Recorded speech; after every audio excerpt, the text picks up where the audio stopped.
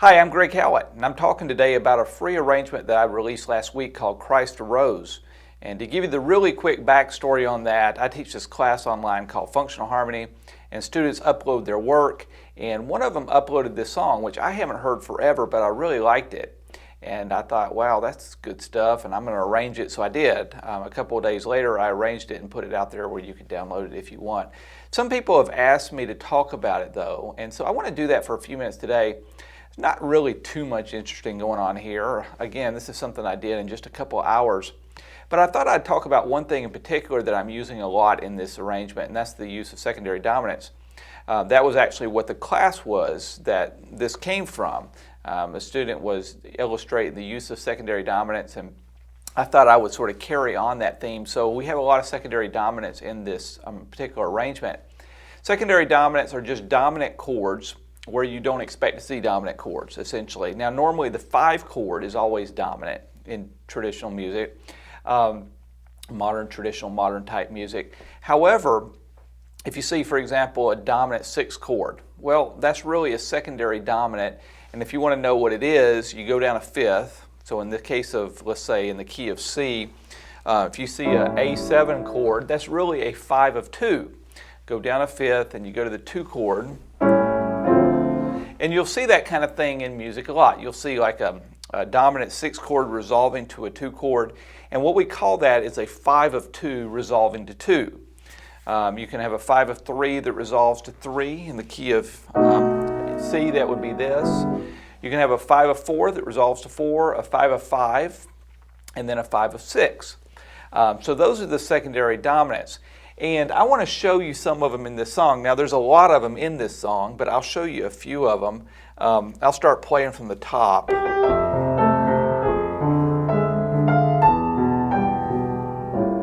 Okay, so there's your first secondary dominant. This is an A7 chord, and it resolves, as you can see in the next bar, to D minor. Pretty predictable, right? So you have a 5 of 2 resolving to 2. Okay, 5 of 2 resolving to 2. Let's see. In bar 10, we do the same thing. We've started the song. I'm going to play in bar 9.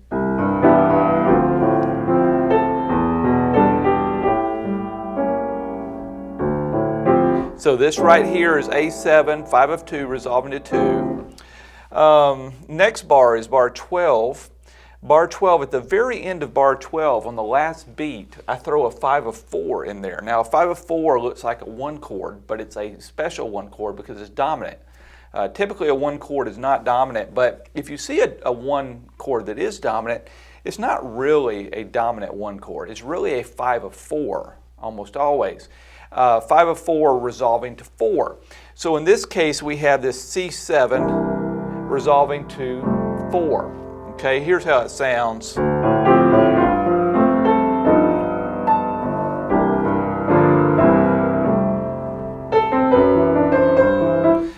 Really sort of pretty.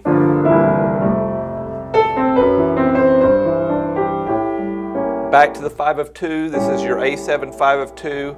Now it's going to resolve to 2, but not really. In bar, 15, we're really resolving that to a 5 of 5. The 2 chord is normally minor, but if you see a dominant 2 chord, it's really a 5 of 5. So we're actually going from a 5 of 2 to a 5 of 5, and then we're going to move to 5. So 3 dominant chords in a row here. You see the F sharp, that tells you that it's dominant. D sharp dominant, G7 dominant, and so on. Okay, so those are, we just saw what? We saw a 5 of 2 and a 5 of 5. So out of the 5 potential secondary dominants we've seen, 5 of 2, 5 of 4, and 5 of 5.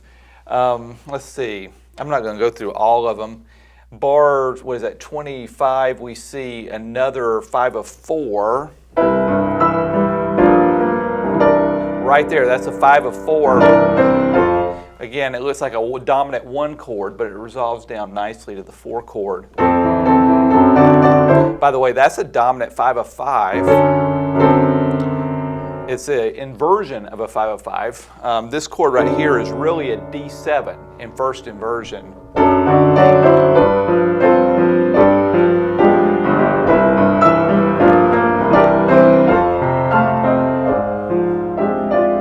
And so on. That's the end of the first verse, and we use the same dominants, secondary dominants in the rest of the song too, so I won't go through them all at this point. There's a lot of them. Now, two things I want to really talk about quickly. Number one is the question of why we use them at all, and then number two, how do you use them? So I'm just going to take a few minutes and talk through both of those issues. There's two really big reasons why we like to use secondary dominants. Number one, it improves the function, the harmonic function that occurs through the song. Basically, it allows chords to more smoothly move from one to the other. The dominant chord is sort of unstable. It has a tritone interval in it that wants to resolve very badly. And when you have a basic, let's say you have a minor 6 triad, okay, in a song. A minor 6 triad likes to resolve down a fifth to the 2 chord, but if you make that minor 6 triad a dominant 6 chord, all of a sudden it really wants to resolve. So it's almost like putting super glue on 2 chords to make them sort of stick together better. That's sort of what you get when you have a dominant chord. Here's a good example, moving from the 1 chord to a 4 chord. Here's just your one, this is a C major 7.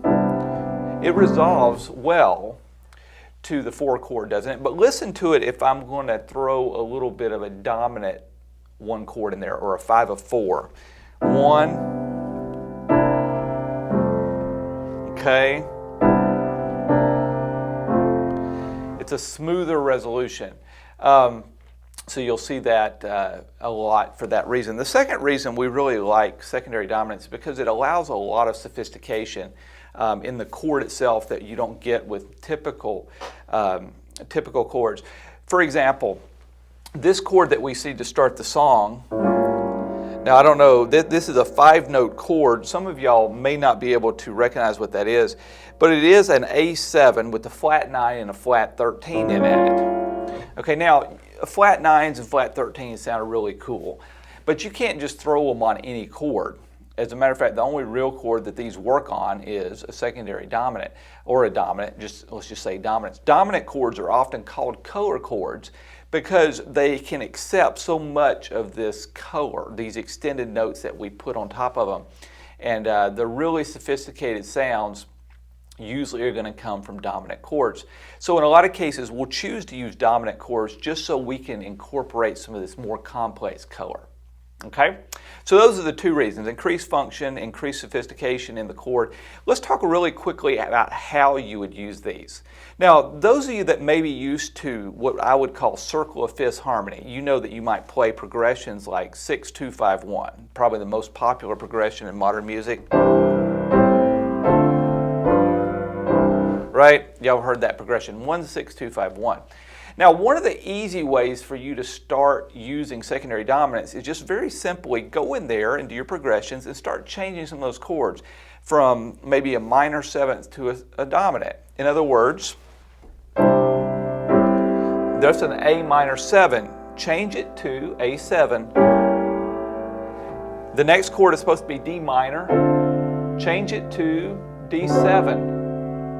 And then the next chord's already dominant, and the last chord is C, the 1 chord. Here's the first way. That's a nice sound, isn't it? It really is. However, you can sort of make things pop a little bit just by turning some of those into dominants. And sometimes they'll sound good in your music, sometimes they won't. In some cases, this is just a little bit of trial and error. An A minor would have sounded fine here in that first, let's see, bar 2.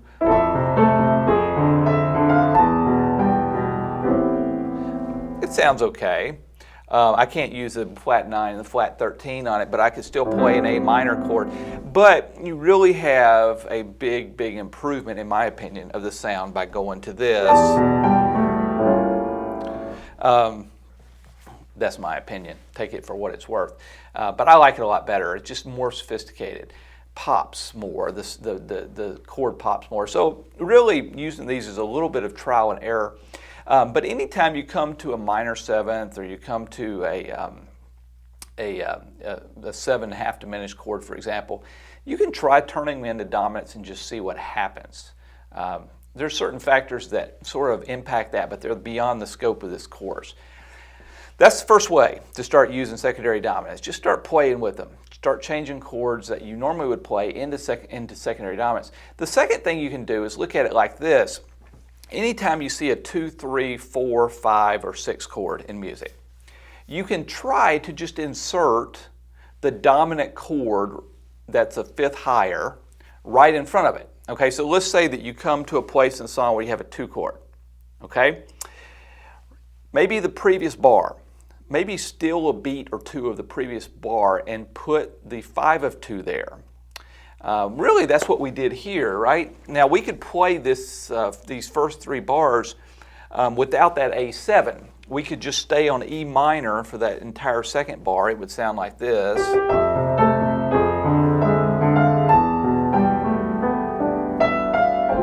That sounds okay, doesn't it?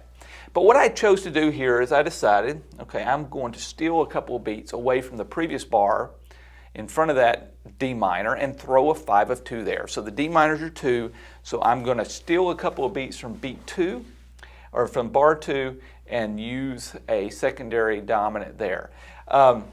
In this case, it works. Going down to bar 12 for a second. In bar 12, we're doing the same thing. Bar 13 is a 4 chord. But halfway through bar 12, we move to the 1 chord. Now, we could stay on the 1 chord for those last 2 beats, but I made a decision to steal half a beat and turn that 1 chord into a dominant 1 chord, which is really 5 of 4. And that improves the function a little bit of the sequence and or the progression, and helps out just a little bit. So basically, I just stole half a beat from the bar in front of the destination chord, which in this case was a 4 chord. So that's another way of looking at it. Really, in a lot of cases, there's a lot of ways you can look at these things, and some of them you'll always arrive sort of at the same destination. But it's just how you go about looking at them. But anyway, those are the two approaches that maybe for like beginners you could start using secondary dominants. Just change existing chords from minor sevenths or whatever into secondary dominants. The second thing is whenever you find a 2, 3, 4, 5, or 6 chord, just try to steal a little time from the chord in front of it to insert that extra secondary dominant in front of it. Okay? Sometimes it works, sometimes it won't. A lot of other interesting stuff about secondary dominants we could cover. We just can't do it in a 15-minute video. That being said, plenty of resources on my website. I have a course called Reharmonization, which talks about this in a lot of detail, and then the functional harmony class, which we're in the middle of now, but you can catch that maybe at some other point down the road. Hope to see you then. Hope to see you on the site. Best wishes in your studies.